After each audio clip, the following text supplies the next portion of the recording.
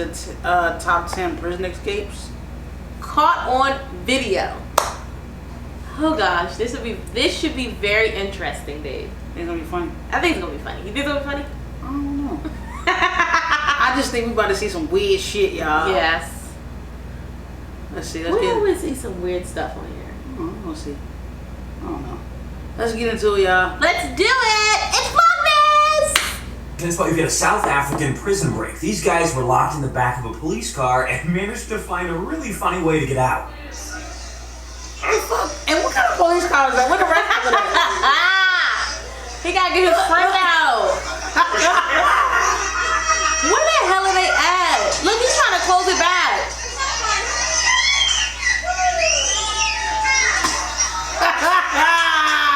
How did they get out of it? Look, they clapping. It's not even the guy who got arrested. He was in court for a sentencing, and I guess he just didn't want to be there. That's crazy. He bolted, and the cops chased him, but they weren't able to catch him. He got away. One cop actually tried to act like a superhero and ended up getting hurt, but it was just a mess of a situation. I've seen a clip of that, but I never knew what the fuck it was. For real? Yeah, I just seen a guy running. Cause I think one of the officers noticed him leaking like shit. County Common Police courtroom during his sentencing as deputies sprint to try and catch him. Hallway video shows Garrison run down the stairs. Deputy Ben Renault pulls himself over the railing, trying to pin down Garrison. I talked to him this morning. He's fucked up. Still in a lot of pain. He should be. Some fractured ribs. We're down the flight of steps. A concussion. A minor concussion. Dang, he get his hand up a joke. I think he said he broke 4 ribs. This is wild. This guy, he's in prison, and it's one of those like taller prisons with a bunch of floors and stuff. But this guy, he was up on like the 12th floor, and he escaped by breaking out a window and building a giant rope of bed sheets, and he scaled down this building 12 whole stories over 100 feet and managed to get out and jump over the fence. An accused Metro murderer in plain clothes they whooped his ass. Look how he whooped. Yes, they did. After a brief taste of freedom on Friday. Oh my God. Pablo Robledo escorted through the front door of the Oklahoma County Jail. Not the way he left 9 hours earlier. This man had nothing to lose.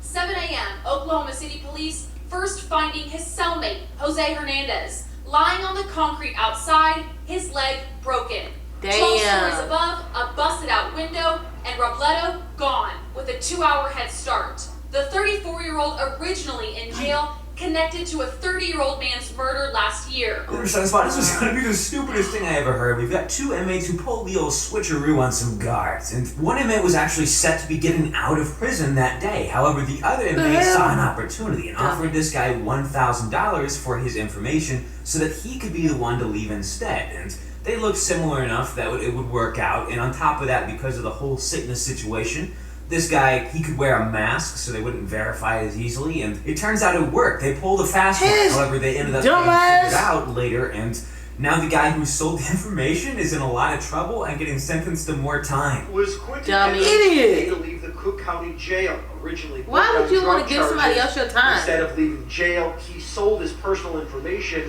to fellow inmate Jaquez Scott. $1,000 though, y'all. $1,000. The going rate for freedom. Scott, wearing a protective face mask, used Henderson's info and left jail.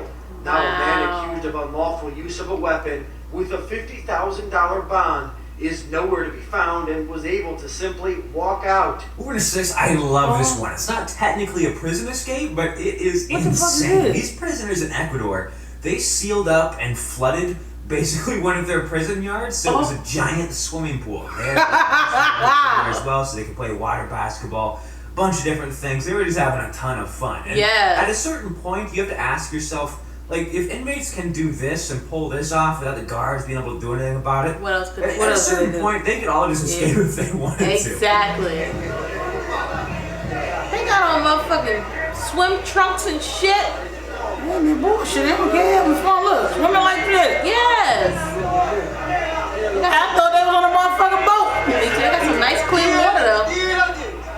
They full of piss.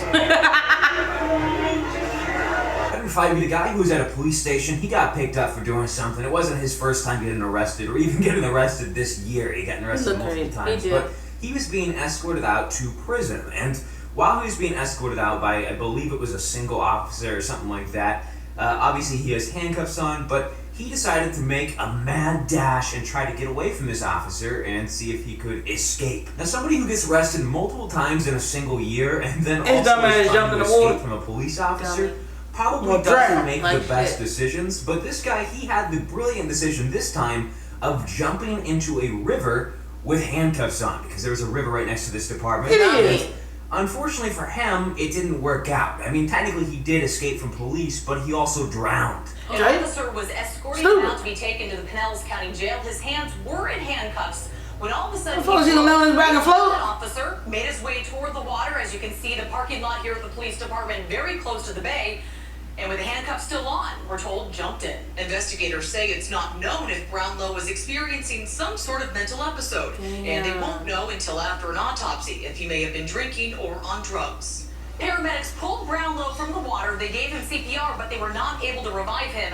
The Treasure Island Police Department did not respond to my requests for comment. Number 4 spot, this is a particularly interesting situation because this guy these crazy motherfuckers a super long time ago. In 1979, in fact. He was in the process of serving an 18-year sentence for armed robbery when he escaped. And he managed to escape when he was on work detail, so... Here we go with this shit. Damn, that shit look good. Baby, that ain't nothing to eat. That's flowers. Out of prison, that kind of stuff. It's a little bit easier, especially back in 1979, I would assume. But he managed to get completely free. He got like fake IDs, all that kind of stuff, and then didn't commit any crimes for the rest of his life, at least from what I understand. Unfortunately for him, now 40 years later, he was too drunk in public one day on New Year's, and apparently a cop asked for his ID, ran it, realized it was a fake ID, and he's now in trouble, and they're gonna make him go back to prison to serve out that 18-year sentence. So the real question is do you think that's what should be done, or should he just be let go and let be free? According to the State Department of Corrections, Romero was like shit, he can get in no more trouble for armed robbery in Aiken County when he escaped on December 13th of 1979. Director Brian Sterling says Romero was picked up by the Denver Police Department after he was seen drunk and loitering, and he handed them a fake ID. But after they ran his prints through the National Crime Information Center, they got a hit. Director Sterling says Romero could have been out of prison by now, but now he's even more time. Before we do this, let me leave a like on this video and also subscribe to my channel, or else you're going to go to prison tomorrow. Who would have thought? This one is terrifying. This guy escaped from prison, and there was a big manhunt of a bunch of officers out there looking. He looked like the father off of Shameless. In fact, this guy actually seen a woman outside of her apartment, and she chased him down with a meat cleaver. He managed to escape, and eventually came across another dude's apartment that he broke into and managed to get inside. He was hiding behind like a blanket or inside of a closet or something like this inside of his house.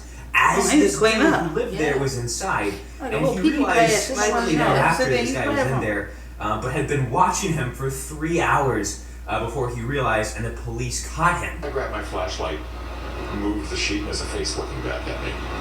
He's been sitting behind my chair for 3 hours. Fear is still written all over Terry Pearson's face as he describes the moment he locked eyes with the suspect hiding inside his apartment. Hell I was no. running that way for the police that I knew were in the backyard, hollering, and he's in there, he's in there. Police say the intruder was a prisoner who escaped federal custody Wednesday afternoon. There's a prison worker who got into a ton of trouble after this one, because this actually involves a kitchen worker inside of the prison who had some access to the inmates and actually helped several of them escape from prison. Now, what this worker actually did, they didn't necessarily specify. Now you going to jail, they helped out in some way. On top of that, there was a getaway driver that was also there to help out. And basically, these guys, they scaled 2 fences. They put clothing over the spiky stuff on the fence and managed to scale over those, and I guess nobody saw them or something, but it's wild. The 2 men didn't have contact with Zindal until they met in jail, but they have no clear answer for why she helped them in the first place. And while he says she helped them escape, the sheriff didn't say exactly how. The 2 escapees had a getaway driver at some point Thursday, but that was someone else. And finally, one starting to do off with one that is literally out of the movies. These guys actually hijacked a helicopter in this 2013 prison break. Used that helicopter to go to the prison, landed on top of the roof, and then brought some of the inmates out on that helicopter. It was like the most wildest game you can think of. 3 years ago, What the fuck they come up with this shit at? They got too much time on their hands. was used as part of a plan. In this footage obtained by CTV, a hijacked helicopter arrived. Who's driving the motherfucker? What 2 inmates had been waiting for. But the movie's script escape didn't follow the plot. Climbing out of the yard proved impossible. The helicopter forced to land on the prison roof. For more than 6 minutes, unarmed prison guards watched and recorded the convicted felons slowly get away. I hope you guys enjoyed the video. Thanks for watching. I'll see you later. Can go get that. Cause that shit probably was funny as shit to see his dumb ass hanging from the rope and not get anywhere, y'all. Like, what the fuck was his point? That is funny. He was trying. The fucking helicopter had to sit for 6 minutes while you climb a fucking rope, and you still ain't get on there to get caught. And they had to stop the damn thing. Oh boy. Lord. What's wrong with people, y'all? Can't hire hitman. What the hell? Y'all, it should be showing shit on here. Yeah, that was crazy, y'all. That shit was all over the place. I couldn't keep up. I'm like, God damn, this man went to jail for this. Yeah, and then it just went to something else. Yes, I couldn't really keep up. I thought I was the only one. I was like, damn, am I slow over here? Or? No, like I see what was going on. I was like, damn, okay, they didn't even finish the story. What this man, right? And then this motherfucker, he hiding behind the couch for 3 hours. That shit crazy, y'all. That is so funny. Hey, that wraps up this video, guys. Please make sure you guys comment, like, share, and subscribe. And always ring that motherfucking bell. See ya! Merry Christmas, motherfuckers. Yeah, Merry Christmas.